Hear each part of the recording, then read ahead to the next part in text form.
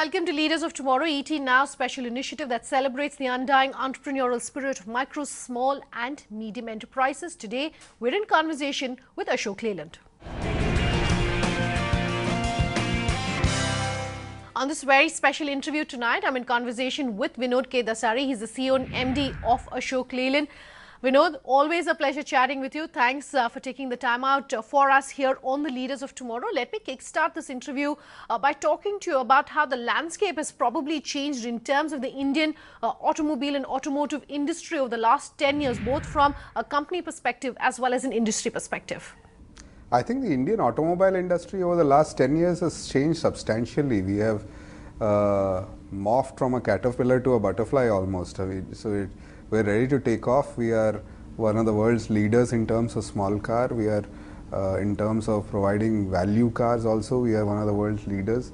We have some of the fastest innovations in the world. We take on regulations better than anybody else, and our quality is reaching those comparable to any place in the world. So I think the auto industry is doing very well, and Ashok Leyland is very proud to be part of the journey. We know that's as far as what has happened in the last decade. You were saying that from being a caterpillar to being a butterfly is how you've seen the industry changes. In your opinion, what are the next 5 years looking like from an industry perspective? And in your opinion, what do you think is going to be that one thing that completely disrupts the industry?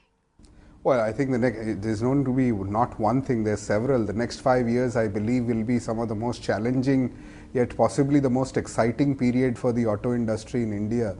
On one hand, you've got BS4 coming for the commercial vehicle trucks and others from for the rest of the country in April 2017. Then you've got BS6 suddenly coming in 2020. So roads are getting better, lot more electronics in the car, lot fresher designs. At the same time, people are starting to work about electric vehicles, people are starting to work about autonomous vehicles. So you will have cars that are running not on fuel, which people think cause emissions. We can debate that separately, but I'll leave that aside. Whether it's on electric or hybrid, on one end, whether you have a driver or no driver, lots of excitement. Lots of excitement. I think this is the best time for youngsters to join the auto industry, because the technology, what used to be the clock speed that once in 4 years you bring in a new model and there is slight changes, it's almost on an every day there is newer and newer things happening. Now combine all of this electronics and all of that, the telematics capability that exists in our country, and connect it with apps. Uber and Ola type of companies is just the beginning. That's, to me, is the tip of the iceberg. The amount of aggregation that can happen in the truck industry, the car industry, the taxi industry is going to be an order of magnitude larger than what it is, and the amount of businesses that this could spawn off because of the digital revolution that is coming would be humongous. So I'm very excited. Equally, we have to speed ourselves up to keep with the challenge, because we will learn as we go. You were just talking about electronics as far as the growth of the industry is concerned. I want to talk about the role of technology. What do you think the role of technology is going to be as far as the auto industry is concerned, Vinod? And I want to ask you to give our viewers advice in terms of how to go further and better integrate technology as far as their daily operations go for the MSME segment. Well, technology will change. The basic vehicle will still be made out of steel, right? So it's got forging, castings and steel. That doesn't change. But how you put this together, better material, better electronics, better combustion, better after treatment. For example, in our vehicles in trucks, 5 years ago, there was the only thing electrical was the wire connecting from the battery to the starter and from the engine connecting all the way to the tail light. Nothing else was there.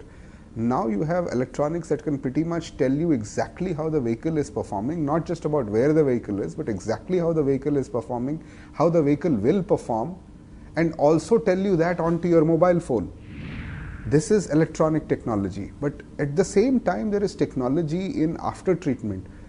We never used to talk about chemicals. Now, when Euro 6 comes, you have to dose urea into the system to reduce the nitrous oxides. You have to have particulate filters and SCR and all these other things which have got catalysts like copper zeolite and vanadium pentoxide.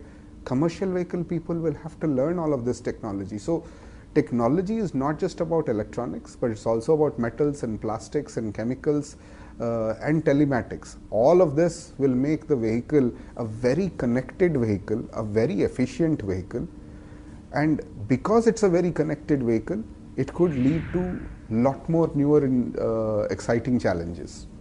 Let's broad base that question a little bit, Vinod. I want to talk about technology, and not just technology, but also the role of innovation as far as MSMEs are concerned and as far as entrepreneurs are concerned.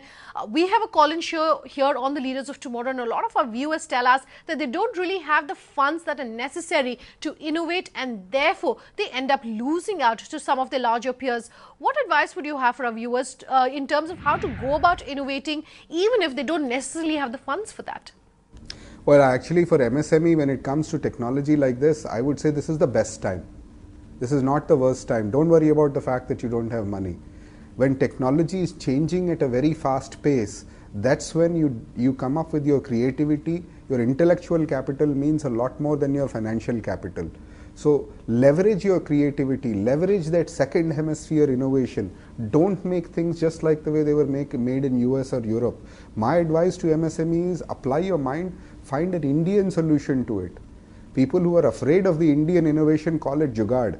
That is disrespecting the Indian innovation. I mean, I'll give you an example. Ashok Leyland and its engineer came up with the only company in the world that meets Euro 3 emissions using a mechanical fuel pump. When we said that, everybody said it cannot be done. We did it. We're the only company that makes a front engine one-step bus with a flat floor, because that is what was required by India. We innovated that. We came up with that. And a lot of Indian suppliers innovated for that. It was not just Ashok Leyland. So when technology is changing at a very fast pace, then lot of ideas, fast ideas which can be quickly implemented and tried out will be the essence of the day. And I think MSMEs can do much better than when technology was not changing and all you are to do was to make things better by giving it more efficiency and more capital. Things have changed now. Electronics does not require you to have a huge amount of capital. Software does not require you to have a huge amount of capital. You just use your laptop or your mobile phone and create solutions. At the same time, you look at what is going on in the industry and say, how do I come up with creative talent? For example, everywhere else in the world they use vanadium pentoxide, V2O5, as a catalyst when in the SCR system, which will come 5 years from now. Let some small chemical engineering guys, small chemical MSME companies, let them come up with an alternate to that, which is Indian made. Why do we have to import everything? 100% of this kind of catalyst will have to be imported. Make it in India and do it. Find an alternate catalyst which could be even better, even cheaper, and would be an Indian solution, still meeting the requirements. So I believe when the clock speed of technology changes, whether it's on electronics or metal or chemicals or plastics, this is when MSMEs who are brilliant at innovation and brilliant at entrepreneurship can do a far better job than large companies like the auto industry has. I've had several large companies of India Inc. tell me that it's difficult to convince shareholders about ROE, about return on equity when you're setting money aside for R&D and innovation. What would your advice in that backdrop then be for our viewers in terms of how to not so much worry about ROE perhaps in the short term, but to go ahead and innovate, because that is definitely going to have returns in the long term? Well, first of all, the fundamental assumption that innovation and capital investment are directly proportional is wrong. Completely wrong. I mean, engineering is not about just finding a solution. Engineering is finding a solution at the right cost. Given unlimited resources, anybody can find a solution. Good engineers will find a solution at the right cost without investing a whole lot of capital. That in today's world is called innovation. So apply innovation in a manner that does not require a huge amount of investment. If people say that, oh yeah, I have to do innovation, so please forget about ROE, doesn't work like that. You have to have return on capital employed, return on equity. In the end, please don't forget that business exists to make money. This is not a charitable institution. This is not an R&D institution. We exist to make money. Ethically, legally, morally, all that for sure. But since we have to make money, and you have to make it better than others, You have to invest in a manner that is innovative. And I think the innovation that is there in India in the auto industry is not even touched the tip of the iceberg. There is so much latent talent that exists that if harnessed better, if given the challenge, I am sure they will be able to come through. Vinod, do hold that thought. It's time for a very quick break here on the Leaders of Tomorrow, but much more on the other side. Just stay tuned.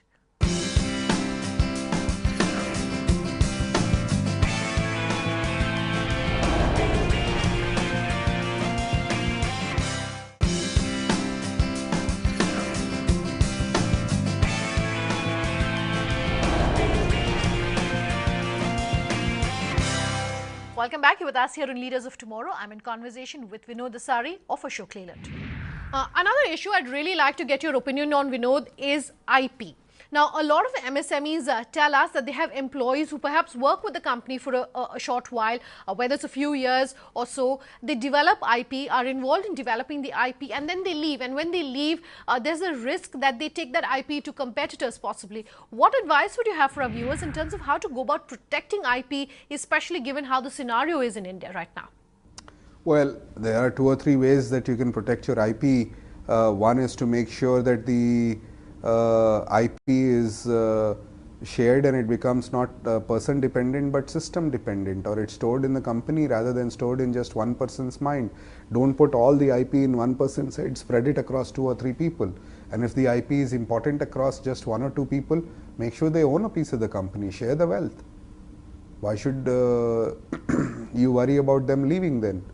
Ultimately, I mean, it's easier said than done to say that create a culture where nobody leaves you.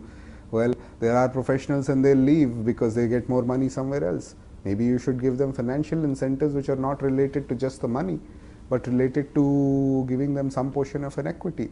Nowadays, there are a number of ways that you can structure an ESOP scheme or something where critical employees will not leave. Let's talk about the global markets at this point, Vinod.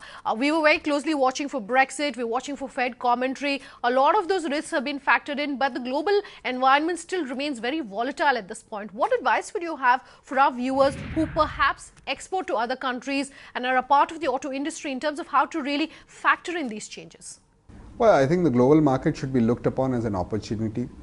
I don't think we should put all our eggs into the global markets. You should diversify your risk, not just with geography, meaning India versus other parts of the world. You should also diversify your risk in terms of the products that we make.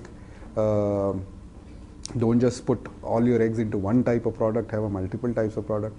And also diversify your risk to say, for example, I know a local company here, they were our supplier and only our supplier. We said also start supplying to the tractor industry, to the construction equipment industry. They diversified. So if one industry is down, the tractor industry was down for the last 2-3 years, truck industry was up. Now the truck industry is flattening out, the tractor industry is up. So they need to diversify like that. And the same way they need to diversify globally. I don't think India is affected by Brexit and all those kind of things, frankly. I think this is too big a hoop. Let's talk about the domestic auto industry. The government has, of course, been going all out to talk about Make in India. But do you think that the auto industry will really be able to participate in this, and particularly MSMEs? I think there is tremendous opportunity for MSME in this Make in India thing.